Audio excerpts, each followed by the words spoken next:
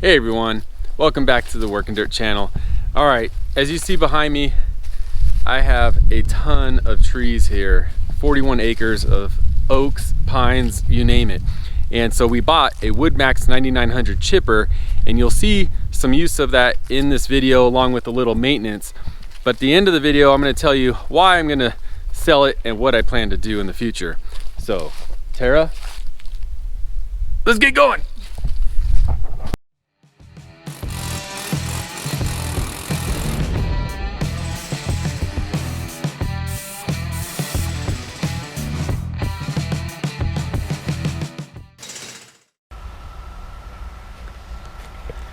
All right, it's about 11 a.m. and I know you're probably thinking that's a little late there, buddy. Shouldn't you be getting up earlier?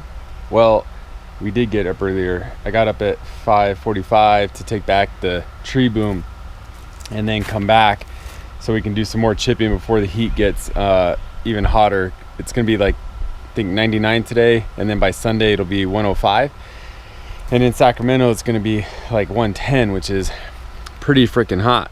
But anyways, also a reminder for you, those who want property, it's not just an image, it's a way of life. So the work never stops. We have to do a little maintenance to the chipper. The blades are getting a little farther apart from the, I forget the blade that it shears against, but that needs to be adjusted. And because it starts rattling, especially when you're cutting this much oak. As you can see, you'll see the chips start going from little nugget pieces to these big like banana peels, and that kind of lets you know, along with the vibration, that it needs adjustment. So we're gonna adjust that and then get back to chipping, and before it gets too hot, because I don't like running equipment when it's too hot. We got to take care of our equipment so it lasts forever. I opened up the wood chipper, and again, this is the WoodMax 9900, but opening it up, this is what you see after doing a bunch of oak, probably a few cords of oak worth of branches, and there's like this scaly stuff, and I'm thinking to maybe put some like WD-40 on frequently to keep things from sticking so much. But these blades are pretty dull now. The inside's a little better. There's 2 blades on the outside, 2 on the inside. This is like a 200, I think, 20-pound flywheel, and but right here, this gap looks like it opened up a little bit because this plate, I forget what it's called, backed up a little bit, because you're supposed to have about 30 thousandths of a gap here, which is about the thickness of a credit card. So I'm going to adjust that and put on a new set of blades that I have with, that came with the chipper. The original owner bought the chipper and got a fresh set of everything, but never used it. So we're going to put these on and see if we can chip like butter.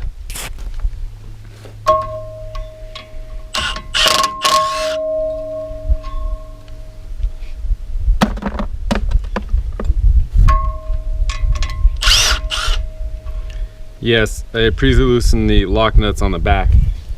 They are not just coming out that easy.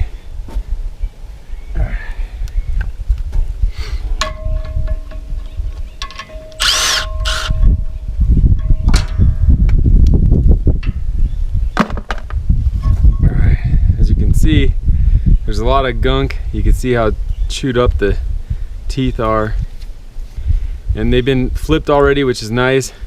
And what's nice is this company provides their own blades, sharpened and made in the USA.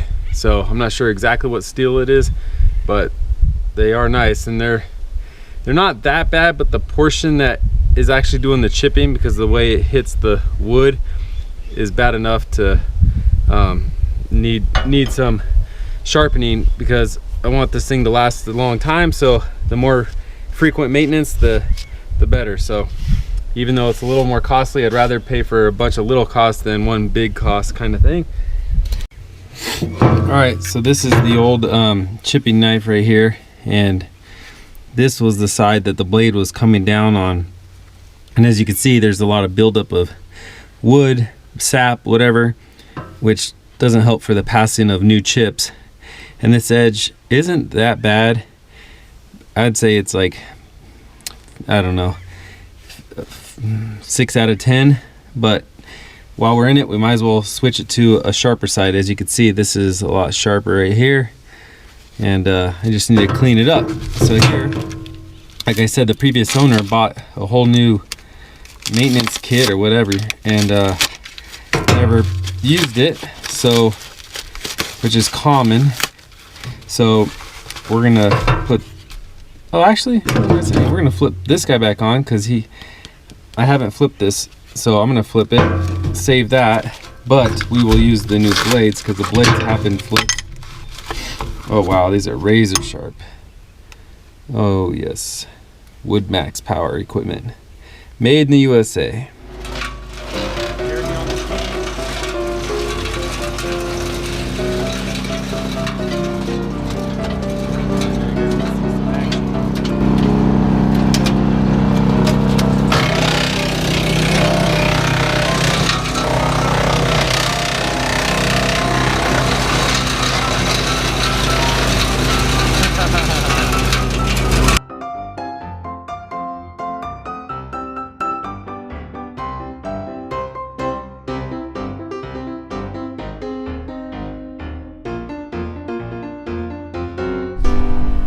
What I like about this machine is, number one, proudly made in the USA.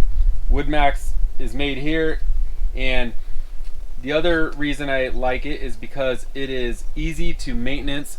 The parts I can readily get at hardware stores, and also the customer service from the company is great. I had a question, they picked up the phone, they answered, I can understand them. What more can you ask from a company?